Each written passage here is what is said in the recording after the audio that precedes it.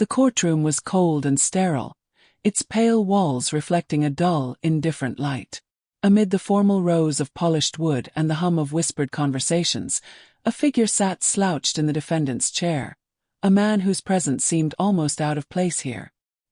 His clothes were worn and threadbare, a faded olive-green jacket that had seen better days, pants too large and frayed at the edges, shoes caked in dust and grime.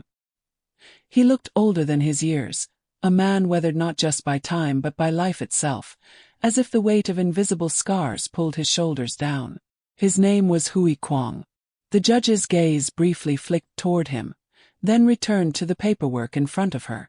There was something in the way the man sat that told stories. Stories of battles fought far from this courtroom, in deserts and cities ravaged by war, stories no one here cared to hear. Hui Kwong's eyes, dull yet haunted, stared fixedly at the floor as if willing himself to disappear into the worn linoleum beneath his feet. In that moment, he was no longer a decorated Marine or a hero once celebrated. He was simply a man on trial for disturbing the peace, accused of trespassing on public property. His dignity stripped away as thoroughly as the uniform that once defined him. The prosecutor's voice cut through the silence with sharp precision. The defendant was found sleeping in a public park, refusing to leave when asked by authorities, causing a disturbance and obstructing public access. The words hung heavy in the air, but they failed to capture the truth of the man before them. To Hui Kwong, the park was not just a patch of grass or a place to rest. It was a fragile refuge in a world that had turned its back on him. Each step toward this courtroom had felt like 1,000 miles from the brotherhood and purpose that once filled his days. Now he was invisible to the very society he had sworn to protect. His mind drifted back to the moments after the war, the endless nights of restless sleep, shadows of firefights dancing behind his eyelids, the memories clawing at his sanity. The friends he lost, the family that disintegrated under the pressure of silence and absence. Pitsty was a ghost that followed him relentlessly, a torment invisible to anyone who passed him by on the street. No one here knew how many nights he had spent alone, fighting battles inside his mind while the world carried on, unaware and indifferent. As the judge called his name again, the sound jolted him back to the present. The cold reality of the courtroom pressed in, suffocating. He swallowed hard, feeling the dryness in his throat, his voice a whisper when he finally spoke. "I didn't mean to cause trouble." But those words seemed hollow, swallowed by the harsh judgment that awaited him. The public defender was nowhere in sight. This man, a soldier who once faced death without flinching, now faced a different kind of battle, one with no glory, no medals, no camaraderie, only the crushing silence of neglect. Around him, people glanced with curiosity or disdain, some avoiding eye contact altogether, as if acknowledging his existence might force them to confront uncomfortable truths about sacrifice and society's failures. The trial had barely begun, but for Hui Kwong, it felt like the last stand. The judge, Eleanor Matthews, sat rigid behind her bench, a figure of austere authority wrapped in black robes that seemed to absorb the sterile light of the courtroom. Years on the bench had carved into her a veneer of impartiality, a carefully constructed wall between the cold letter of the law and the messy humanity that filtered through her courtroom every day. Yet, beneath her calm exterior, a storm of conflicted thoughts churned silently, unspoken. As the prosecutor laid out the case against Hui Kwong, Eleanor's eyes flickered with something barely perceptible, an almost imperceptible hesitation. The man before her was not just another defendant. There was a weight in his silence, a haunting depth in his gaze that seemed to pull at some hidden part of her soul. She found herself drawn into the shadows behind his tired eyes, shadows that whispered of a life far beyond the petty crime he was accused of. The courtroom noises faded into a dull hum, and for a fleeting moment, Eleanor's mind slipped from the present to a place long buried. She saw a younger version of herself, just out of law school, full of fierce ideals about justice and honor. She saw a soldier returning from a distant war, a photograph she once glimpsed in a news article, a face not unlike Hui Kwong's, scarred, tired but proud. A sudden sharp intake of breath from the gallery snapped her back. She blinked hard, the image dissolving. The man on trial was real, flesh and blood, not a symbol or a case file. Yet the knot in her chest tightened. There was something brutally unfair about the law sometimes, Eleanor thought. It was designed to be blind, impartial, but justice demanded more, an understanding of context, of pain beneath the surface. And here, in this moment, she felt the crushing weight of that gap. Her eyes met Hui Kwong's briefly. For a split second, the walls between judge and defendant collapsed.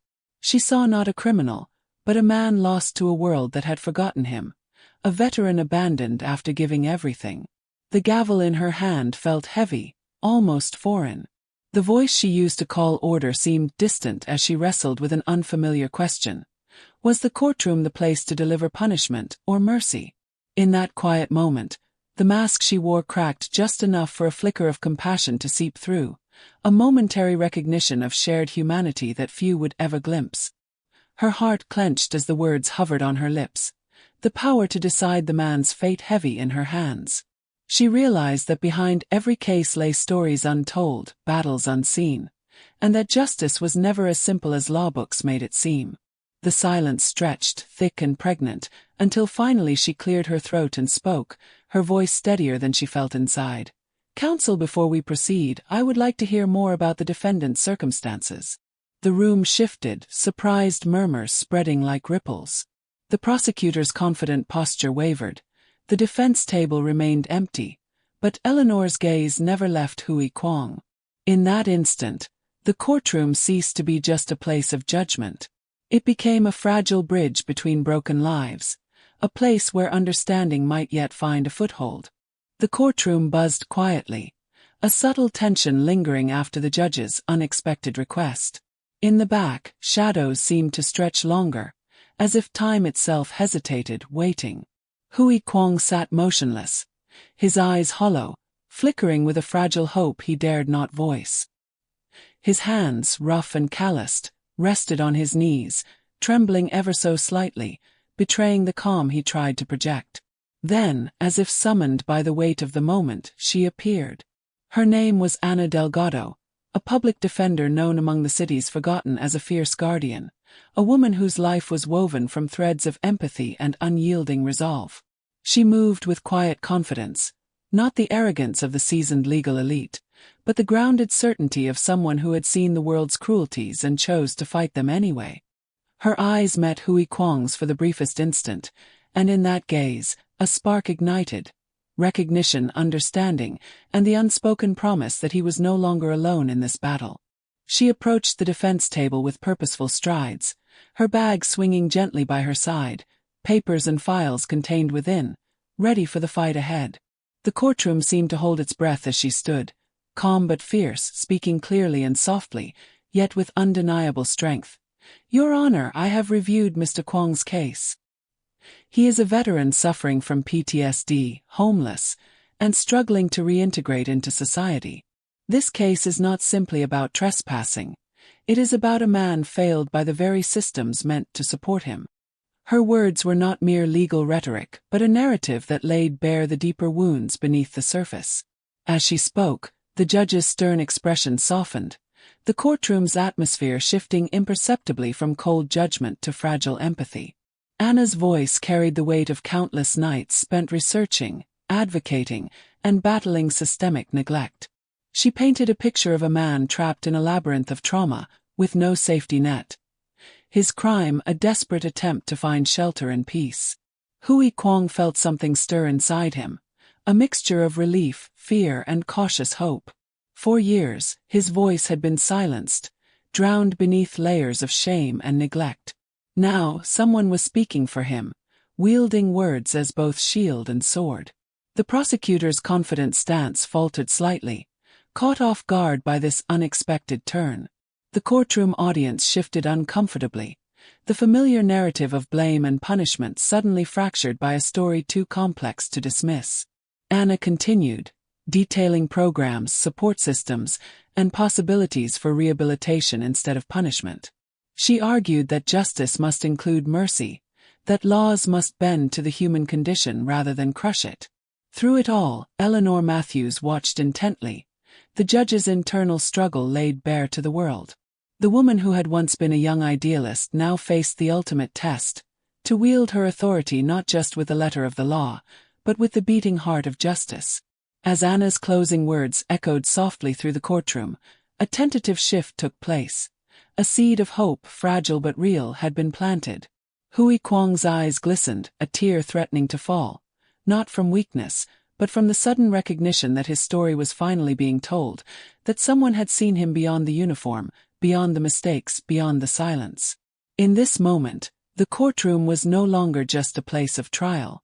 It was a crossroads where despair met compassion, where broken lives could begin to mend. And for the first time in a long while, Hui Kwang allowed himself to believe in a different ending. The rain tapped steadily against the cracked windowpane, its rhythm a fragile echo of the restless storm that had long raged inside Hui Kwang's mind.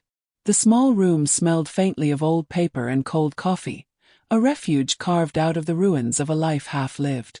The dim light cast shadows that danced like ghosts, conjuring memories too heavy to bear but impossible to escape.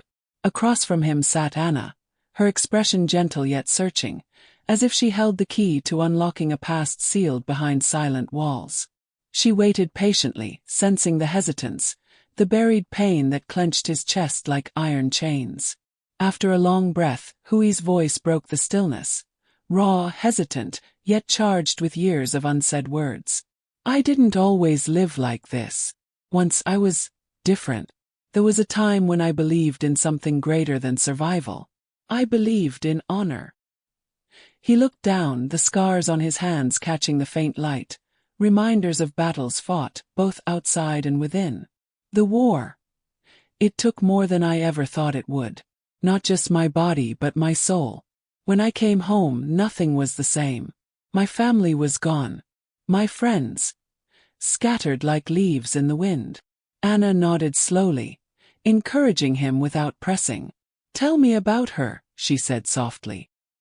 His eyes darkened, clouded by a mixture of love and regret. She was my anchor. The reason I fought to come back alive. Before the war, we dreamed of a future. A house, children, a life filled with laughter. But the war changed everything. When I returned, she had moved on, said I was gone already. In a way, I was. The room seemed to contract around his confession. The silence that followed was heavy, filled with ghosts of lost promises and shattered dreams. I tried to hold on, he continued, voice trembling. But the nightmares wouldn't let me rest. The faces of fallen comrades, the screams, the fire, they haunted me every night. I lost my job, my home. Everything. I became invisible, a ghost wandering the streets. Anna's eyes glistened with tears she didn't wipe away. And the man you are now, is he just a shadow of that past or something more? Hui's gaze lifted, meeting hers with a flicker of fragile hope. I don't know. Some days I think I'm lost forever. Other days, I feel like maybe I can still fight, not with weapons but with words, with stories. Maybe justice isn't just about laws, but about being seen, understood. Her hand reached across the table, a small gesture of connection that bridged years of isolation. You are seen, she said firmly. And you will be heard. This isn't the end of your story, Kwang. It's only the beginning. Outside, the rain softened, the storm's fury giving way to a tentative calm. Inside the room, something fragile and new took root. A dialogue between past wounds and present possibility, a tentative step toward healing in a world that had long forgotten how to listen. In that quiet exchange, the line between victim and survivor blurred, replaced by the simple truth that even broken souls carry the seeds of redemption. The courtroom's muted murmur shifted subtly as the door creaked open again, and a new figure stepped in, an older man with a weathered face etched by time and battle. His presence stirred something deep within Hui Kwang, a flicker of recognition long buried beneath layers of shame and isolation. This was Min, a comrade from a past life, a witness not only to the horrors of war but to the man Hui once was, the man he still could be. Min's footsteps echoed quietly as he approached the stand. His hands, steady yet worn, gripped the edges of the podium, grounding himself in a world that had changed too much, yet still demanded truth. The room grew still, waiting for the story he was about to tell. "Your Honor," Min began, his voice steady but heavy with unspoken memories. "I knew Mr. Kwong when we were soldiers, brothers in arms. I saw firsthand the courage he showed, not just in battle, but in the darkest moments when hope seemed lost."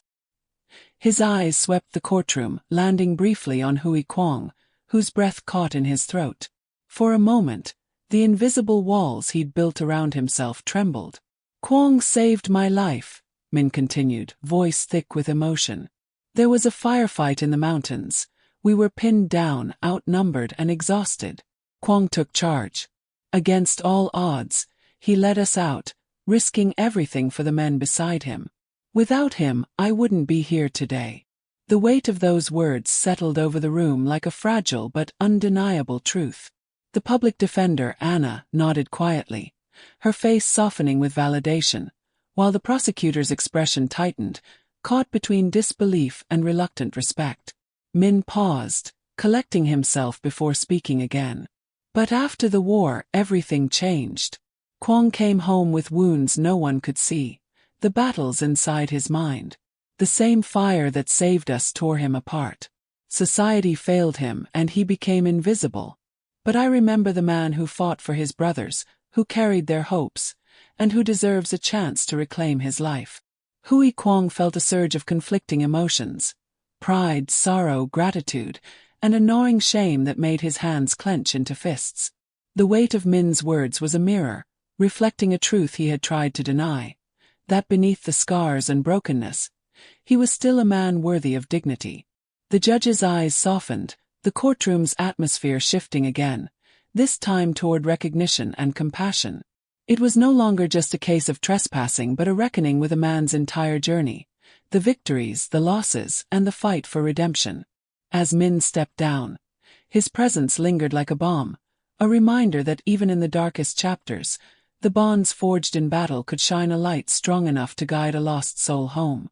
Hui Kwong's gaze met Anna's once more, and in that silent exchange, a fragile hope blossomed, that the past, with all its pain, could become the foundation for a future reclaimed. The courtroom held its breath as the judge prepared to deliver the verdict. The air was thick, not with tension alone, but with the weight of a lifetime's stories folded into a single moment. Hui Kwong sat quietly, his hands resting on his knees, fingers twitching ever so slightly, betraying the calm he tried to wear like armor. Anna, seated beside him, met his gaze with steady reassurance, a silent anchor amid the storm. The judge's voice cut through the silence, measured, deliberate, carrying the gravity of a man who had seen too much to reduce justice to mere rules. "After careful consideration of the evidence and testimonies, it is clear that this case extends beyond simple trespassing. It is a reflection of a society's failure to protect those who have given their all." His eyes scanned the courtroom, lingering on Hui Kwong with an intensity that spoke of deeper understanding. "Mr. Kwong, your service to this country is undeniable. The scars you bear, both visible and invisible, tell a story that no verdict can erase." There was a pause, pregnant with possibility, before the judge continued. "While the law must hold firm, it must also be tempered with mercy and recognition of human complexity. Therefore, I hereby dismiss the charges against you and order that you be referred to the appropriate support services." A murmur rippled through the courtroom, some surprised, others quietly approving. For Hui Kwong, the words washed over him like a tentative dawn breaking after years of darkness.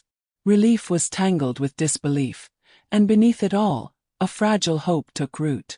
As he rose, the weight of judgment lifted slightly, replaced by the daunting reality of rebuilding. Anna reached out, her hand steady on his shoulder. "This is just the beginning, Kwong. Justice is more than a verdict. It's a journey." Outside the courtroom, the world seemed different. The noise of the city felt less hostile, less indifferent. For the first time in years, Hui Kwong allowed himself to imagine a future where his worth was recognized, not erased by circumstance. But within him, the battle continued. Memories that refused to fade, guilt that gnawed silently, and the question of whether society would truly see him beyond this moment. Still, the judge's words lingered, a fragile promise that justice could hold space for mercy, and that even the broken might find a path toward wholeness. As the crowd dispersed and the rain began again, Hui Kwong stepped forward. Into uncertainty, yes, but also toward something like redemption. The road ahead would be long and uneven, but at last, it was a road he could walk. The days that followed the court's decision unfolded slowly, as if the world itself had decided to move with the cautious hesitance of a man stepping back into the light after years in the shadows. Hui Kwong found himself walking through streets that felt both familiar and alien.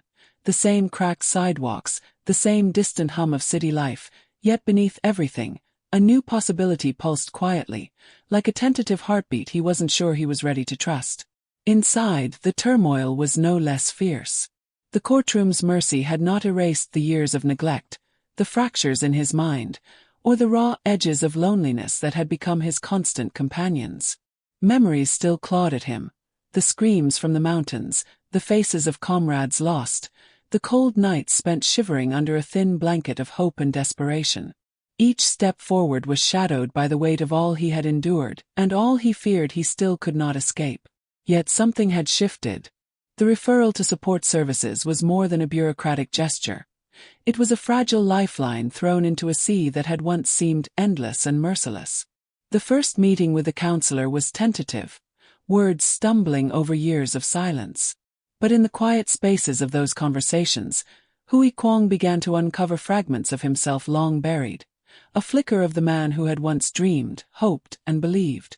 At home, a small, sparse shelter that had been his refuge in prison, he allowed himself moments of vulnerability, tears he had never permitted, regrets spoken aloud for the first time, and a slow, aching recognition that healing was not a destination but a painful journey, winding and uncertain. The counselor's voice was steady, patient, offering no easy answers but a promise to walk beside him in the darkness. Outside those walls, the city pressed on, indifferent, relentless. Yet for the first time, Hui Kwong sought connection rather than avoidance. He attended group meetings with other veterans, men and women who bore their own invisible scars, their stories weaving a tapestry of shared pain and quiet resilience. In their faces, he saw reflections of his own struggle, and a strange comfort took root in knowing he was not alone. But the past was never far behind. Nightmares haunted his sleep, moments of sudden panic in crowded places, and the gnawing question of worth that whispered in his quieter hours. He grappled with the legacy of a life interrupted, friendships broken, family estranged, and dreams deferred, wondering if redemption was truly within reach or a cruel illusion. Amid this inner chaos, a single persistent thought began to grow, the need to rebuild not just survival but purpose. Slowly, almost imperceptibly, Hui Kwong started to reclaim small pieces of life. A walk in the park, a book read cover to cover, a conversation without retreat. Each was a victory, fragile but real, against the darkness that had once threatened to consume him. One evening, standing by a window watching the city lights blur through the rain, he allowed himself a rare hope. It was not a triumphant declaration, nor a certainty, but a quiet, stubborn ember, the will to turn the page and write a new chapter, no matter how uncertain the story ahead might be. This was his new beginning, fragile, unfinished, and deeply human. And for the first time in a long time, Hui Kwong believed he might survive it.